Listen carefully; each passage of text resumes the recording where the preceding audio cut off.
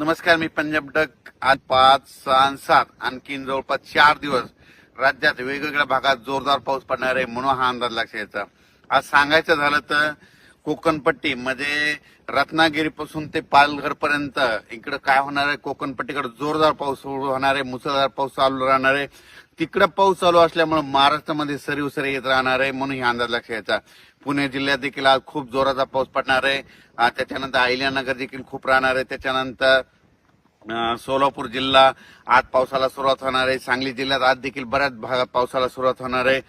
त्याच्यानंतर इकडे धाराशिव जिल्ह्यात पाऊस राहील, बीड जिल्ह्यात पाऊस राहील, परभणी जिल्ह्यात पाऊस राहील, त्याच्यानंतर नांदेड जिल्ह्यात पाऊस राहील, त्याच्यानंतर इकडे संभाजीनगर, जळगाव, धुळे, नंदुरबार, त्याच्यानंतर नाशिक सगळीकडे जोरदार पाऊस आज बरसणार आहे म्हणून हा अंदाज लक्षात यायचा. आणि बुलढाणा, अकोला, अमरावती तिकडे देखील सगळीकडे म्हणजे राज्यात सांगायचं झालं तर आज पूर्व विदर्भ आणि पश्चिम विदर्भ 6-5-11 जिल्ह्यामध्ये म्हणजे पूर्व विदर्भात थोडा आज कमी राहील, पण पश्चिम विदर्भामध्ये मात्र अमरावती, अकोला, बुलढाणा इकडे मात्र चांगला पाऊस पडणार आहे म्हणून अंदाज लक्षात यायचा. आणि आता सध्या पाऊस चालू देखील असेल म्हणून हे लक्षात यायचं. पण राज्यात मात्र 4, 5, 6 आणि 7 तारखेपर्यंत जोराचा पाऊस राहणार आहे. 8 तारखेपासून पावसाचा राज्यातला जोर ओसरेल म्हणून हे देखील लक्षात यायचं. पण हे पाऊस तुम्हाला सांगू इच्छितो, आज पुणे जिल्हा, अहिल्यानगर जिल्हा, नाशिक जिल्हा, मुंबई, त्याच्यानंतर नंदुरबार, धुळे, जळगाव खूप जोराचा पडणार आहे म्हणून हा अंदाज लक्षात यायचा. म्हणजे आज रात्रीच्याला दुपारनंतर खूप जोराचा पाऊस सुरू होणार आहे म्हणून हे देखील लक्षात घ्यायचं. आणि ज्या भागात अद्यापही पाऊस पडलेला नाही त्या भागात आज देखील बऱ्याच भागामध्ये पाऊस पडेल आणि त्या शेतकऱ्याच्या पेरणीसाठी पोषक ठरणार आहे म्हणून हे देखील सर्व शेतकऱ्यांनी लक्षात घ्यायचं. त्यानंतर कोल्हापूरकडे आज खूप जोराचा पाऊस राहील. त्याच्यानंतर पुण्याकडे देखील जास्त राहत असल्यामुळं म्हणजे कोयना धरणाचा जे कॅचमेंट एरिया त्याच्यामध्ये पाऊस जास्त पडल्यामुळं कोयना धरणाच्या देखील आवक सुरुवात होईल म्हणून हे लक्षात यायचं. इकडे निळवंडे धरण आता हे 5 दिवस खूप पाऊस, 7 तारखेपर्यंत उत्तर महाराष्ट्राकडे खूप पाऊस आहे, त्याच्यामुळे निळवंडे धरण सुद्धा भरण्याच्या मार्गावर राहील म्हणून हे लक्षात यायचं. भंडारदरा देखील धरण भरेल कारण की तिकडे कॅचमेंट एरियामध्ये खूप जोराचा पाऊस या 5 दिवसामध्ये पडणार आहे आणि सध्या पाऊस चालू आहे त्याच्यामुळे तिकडे आवक सुरू झालेली आहे म्हणून हे धरणं देखील भरून जातील म्हणून हे देखील सर्व शेतकऱ्यांना लक्षात यायचं. नाशिक जिल्ह्यात खूप पाऊस पडणार आहे म्हणून त्यांनी स्वतः शेतकऱ्यांनी सतर्क करायचं.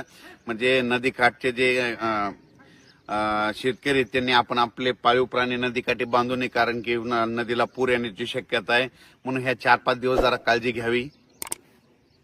नाशिकला मात्र आता आजपासून जे पावसाचा जोर राहील तर 4, 5, 6, 7 ते दुटोंदे मारुतीचं मंदिर आहे त्या मंदिरात मात्र त्या मारुतीला मात्र पाणी लागेल म्हणून हे लक्षात यायचं. कारण की आता वरती खूप पाऊस पडणार आहे. आज रात्रीच्याला दुपारनंतर नाशिकच्या वरच्या भागात खूप पाऊस पडणार आहे त्याच्यामुळे आज नाशिककडे म्हणजे नद्याला चांगला पूर येण्याची शक्यता आहे. म्हणजे आज पाऊस पडल्याच्यानंतर उद्या देखील नाशिककडल्या बऱ्याच नद्या अशा चांगल्या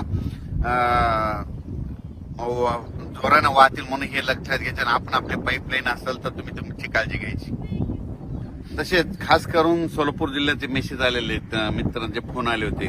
तर सोलापूर जिल्ह्यात आज देखील पावसाला सुरुवात होणार आहे.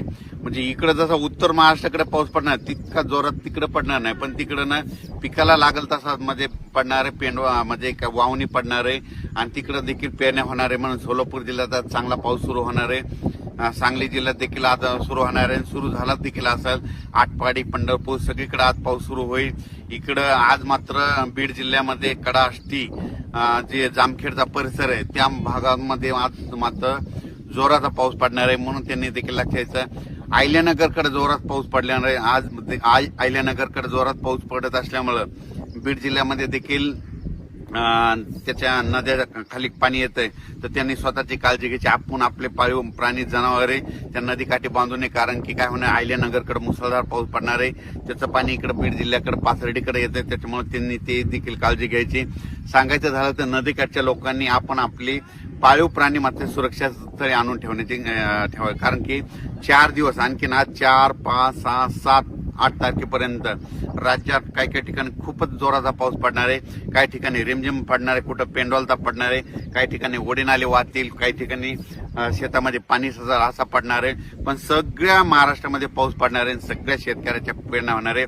शेतकऱ्याला विनंती, ह्या 4 दिवसात जरी तुमच्या पेरण्या नाही झाल्या, 8 तारखेच्या नंतर थोडी उघाड भेटणार आहे. 8 जुलैच्या नंतर पावसाची उघाड झाल्याच्या नंतर तुम्ही तुमच्या पेरण्या करू शकता. हे जे पाऊस आहे, समजा तुम्हाला सांगतो, परभणी जिल्हा झालं, जालना जिल्हा झाला, अमरावती जिल्हा, ह्या पावसात काय झालं, सगळीकडे पाऊस पडलाय, पण काही काही असे 5-5, 7-7 गाव आहे ते सुटलेले आहेत. पण ह्या ना आता हे 4 दिवस पाऊस पडेल ना, त्याच्यात देखील कव्हर होणार आहे, म्हणून हे लक्षात यायचं. आताच मला बुलढाणा जिल्ह्यातल्या शेतकऱ्याचा फोन आला की आमच्या इकडे पाऊस कधी बंद होतं. मी म्हटलं कशामुळे, तर ते म्हणले आमच्या पेरण्यात राहिल्यात, काही पाऊसच पेरू देईना आम्हाला, म्हणजे पाऊस उघडणच त्यांचं म्हणणं आलं. अमरावती जिल्ह्यात तशीच परिस्थिती झाली, भंडाऱ्याकडे देखील तशीच परिस्थिती झाली, कारण की तिकडे पाऊसच उघडणार म्हणून त्यांच्या पेरण्यात राहिल्या. म्हणजे काही ठिकाणी असं झालं, पाऊस असल्यामुळे त्यांच्या पेरण्या राहिल्या आणि काही ठिकाणी पाऊस नसल्यामुळे त्यांना पेरण्या राहिल्या. म्हणजे दोन्ही बाजू येतात. म्हणून म्हणतो सगळ्यांच्या पेरण्या 8 तारखेच्या नंतर सगळं 8 तारखेच्या हवामान कोरडं होणार आहे आणि त्याच्यानंतर